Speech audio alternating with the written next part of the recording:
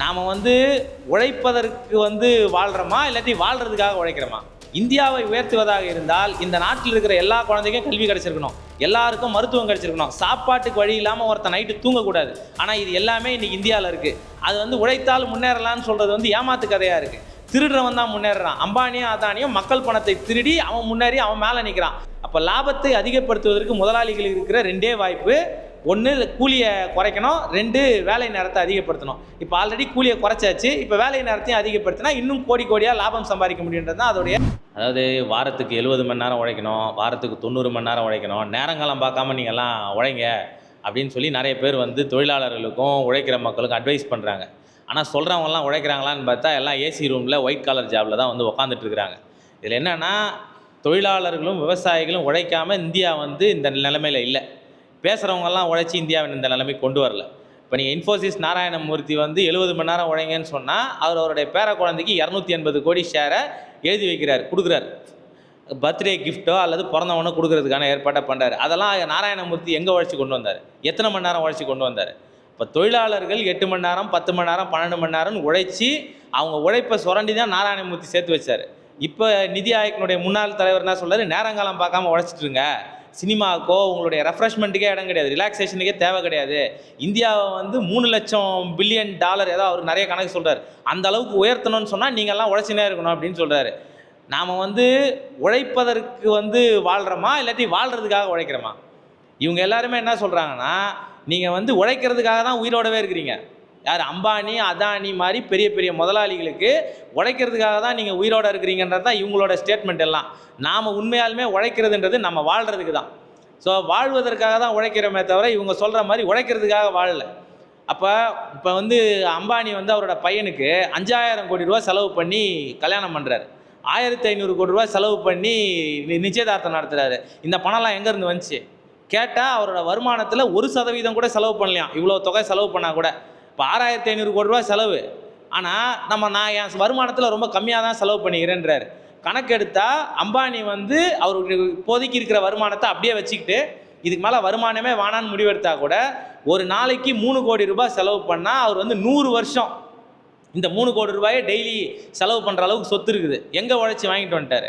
அப்போ தொழிலாளர்கள் உழைக்கிறவங்ககிட்ட மாத கடைசியானால் கையில் காசு இல்லை, வார கடைசியானால் காசு இல்லை, ஸ்கூல் ஃபீஸ் கட்டுறதுக்கு காசு இல்லை, மருத்துவத்துக்கு காசு இல்லை, எல்லாத்தையும் பணமாக்கி வச்சுருக்கிறோம். அந்த பணத்தையும் நாளெல்லாம் உழைக்கிற தொழிலாளிக்கு கொடுக்காம வச்சுருக்கிறோம். இதுக்கு மேலேயும் உழைச்சி இந்தியாவை முன்னேற்றணும்னா இவங்க இந்தியாவை முன்னேற்றாங்களா அம்பானி அதானியை முன்னேற்றுறாங்களான்றதான் பிரச்சனை. இவங்க நம்மளை 24 மணி நேரம் உழைக்க சொல்கிறது அம்பானி அதானி மாதிரி முதலாளிகளை உயர்த்துறதுக்கு தானே தவிர இந்தியாவை உயர்த்துறது கிடையாது.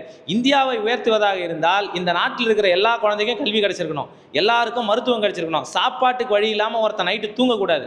ஆனால் இது எல்லாமே இன்றைக்கி இந்தியாவில் இருக்குது. ஆனால் உழைக்கிற கூட்டம் தான் இந்த கஷ்டங்கள் எல்லாத்தையும் அனுபவிச்சுட்டு இருக்குது. அப்போ உழைப்பவன் முன்னேறணும் அப்படின்னு சொன்னால் அது உழைத்தால் முன்னேறலான்னு சொல்கிறது ஏமாத்து கதையாக இருக்குது. திருடுறவன் தான் முன்னேறான். அம்பானியும் அதானியும் மக்கள் பணத்தை திருடி அவன் முன்னேறி அவன் மேலே நிற்கிறான். திருடுவதே திறமைன்னு சொல்லப்படுது. இன்றைக்கி திருடுபவன் தான் திறமையாக இருக்கிறான்னு பேசப்படுது. ஆனால் உண்மையாலுமே உழைக்கிற தொழிலாளி, உண்மையாலுமே உழைக்கிற விவசாயி கையில் காசு இல்லாத நிலையை தான் இந்த அரசாங்கம் உருவாக்குது.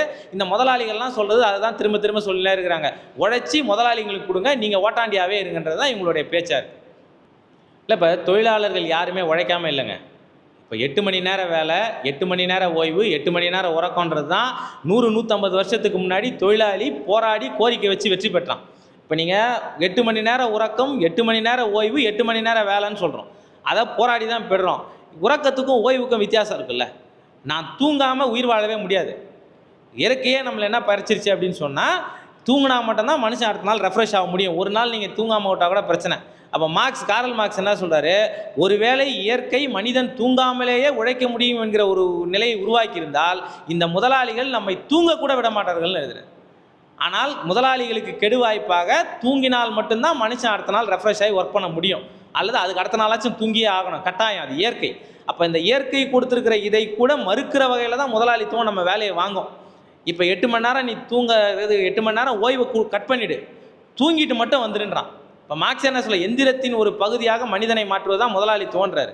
அப்போ தூங்கிட்டு மட்டும் வந்துரு, மற்ற நேரம்லாம் என் கம்பெனியில் எனக்காக வேலை செஞ்சுருன்னு சொல்கிறார்.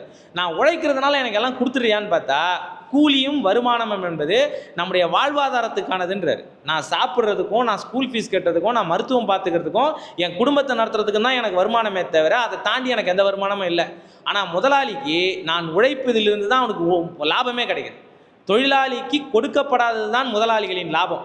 நீ அவருக்கு மிஷின் வச்சிருக்கிறாருன்னா அதுக்கு தேய்மானம் இருக்கும், கரண்ட் பில்லு கட்டணும், ரா மெட்டீரியலுக்கு காசு கொடுக்கணும், எடுக்கிற இடத்துக்கு வட்டி கொடுக்கணும், வாடகை கொடுக்கணும். ஆனால் எந்த இடத்துல அவர் பணத்தை எடுக்க முடியும், லாபம் சம்பாதிக்க முடியும்னா தொழிலாளிக்கு கொடுக்காத லாப ஊதியத்திலிருந்து மட்டும்தான். அப்போ முதலாளிக்கான லாபம் என்பதே தொழிலாளியினுடைய உழைப்பிலிருந்து தான் கிடைக்குது. அந்த லாபத்தை எப்படி அதிகப்படுத்த முடியும்னா ரெண்டு வழி தான். ஒன்று சம்பளத்தை கம்மியாக கொடுக்கணும், அல்லது வேலை நேரத்தை அதிகமாக்கணும். அப்போ இப்போ ஆல்ரெடி வந்து சம்பளத்தை குறைச்சி தான் கொடுத்துட்ருக்குறான், எல்லாருக்குமே கூலியை குறைச்சி தான் கொடுத்துட்ருக்குறான். அதே நேரத்தில் இப்போ அடுத்தது என்ன பண்ண சொல்கிறான்னா கூலியும் கம்மியாக தான் கொடுப்பேன், நீ என்ன பண்ணனா கூடுதல் நேரம் வேலை செய்கின்றான். அப்போ லாபத்தை அதிகப்படுத்துவதற்கு முதலாளிகள் இருக்கிற ரெண்டே வாய்ப்பு, ஒன்று கூலியை குறைக்கணும், ரெண்டு வேலை நேரத்தை அதிகப்படுத்தணும். இப்போ ஆல்ரெடி கூலியை குறைச்சாச்சு, இப்போ வேலை நேரத்தையும் அதிகப்படுத்தினா இன்னும் கோடியாக லாபம் சம்பாதிக்க முடியுன்றது தான் அதோடைய உண்மையான விஷயம். நான் டிவி பார்க்கணும், நான் ஓவியம் வரையணும், நான் ஒரு புக்கு படிக்கணுன்றதெல்லாம் என்னுடைய ரிலாக்ஸேஷன், மென்டல் ஸ்ட்ரெஸ்ஸை வந்து நான் குறைக்கணும். இப்போ நான் மிஷினுடைய ஒரு பகுதியாக வேலை செஞ்சுட்டே இருக்கிறேன்னா மென்டல் ஸ்ட்ரெஸ் இருக்குல்ல, நான் குடும்பத்தோடு செலவு பண்ணுற நேரம் இருக்குல்ல, மனித உறவுகளை பராமரிக்கிறதுல, இது எதுவுமே தேவையில்லை, மிஷினோட மிஷினாக இருன்றது தான் இவங்களுடைய பேச்சு. இந்த தொடர்ச்சியான இந்த பேச்சுகள்லாம் பேசப்பட்டுட்டே வருது. ஆனால் அரசு வந்து இதில் வந்து நீங்கள் இவ்வளோ மணி நேரம் எப்படி ஒரு ஆளை வேலை வாங்க முடியும் அப்படியான ஒரு கேள்வி கூட அவங்கள எதிர்நோக்கி வைக்கவே இல்லை. இதை எப்படி பார்க்குறீங்க? அதாவது 8 மணி நேரம் வேலைன்றது வந்து நம்ம சர்வதேச தொழிலாளர் சங்கங்கள், அமைப்புகள் எல்லாமே போராடி பெற்ற ஒரு விஷயம். அதை இந்திய அரசும் ஏற்றிருக்கு. இப்போ தொழிலாளர்களுடைய சட்டங்கள் 29 சட்டங்களை 4 சட்டத்தொகுப்பாக நிறைவேற்றி வச்சிருக்கு, இன்னும் முழுசாக அமல்படுத்தலை. ஆனால் மறைமுகமாக அதை அமல்படுத்திக்கிட்டே இருக்கிறான். அரசாங்கமே என்ன பண்ணுதுன்னா இந்த முதலாளிகளுக்கு தான் காவடி தூக்கின்னு இருக்குது. நீங்கள் அதானிக்கும், அம்பானிக்கும், டாட்டாவுக்கும், பிர்லாவுக்கும் இந்த மாதிரியான முதலாளிகளுக்கான தேவையான சேவைகளை வந்து சேவகம் செய்வது தான் இந்த அரசனுடைய வேலையே. அரசே அவங்களுடைய பிரதிநிதி தானே. இந்தியாவினுடைய பாராளுமன்றத்தில் 50% மேலேயே என்னன்னு சொன்னால் கோடீஸ்வரர்கள் தான் வந்து அங்கே உட்காந்துருக்கிறாங்க, பெரிய தொழிலதிபர்களுடைய பிரதிநிதிகள் தான் உட்காந்துருக்கிறாங்க. இப்போ கொடுமை நீங்கள் பார்த்தீங்கன்னா அமெரிக்காவில் எலன் மாஸ்க் சொல்கிறத தான் வந்து ட்ரம்ப் செய்வார். இப்போ எலன் மாஸ்கையும் உள்ளே கூட்டு வந்து அவர் சொல்கிறத மொத்தமாக செய்கிறன்றாரு.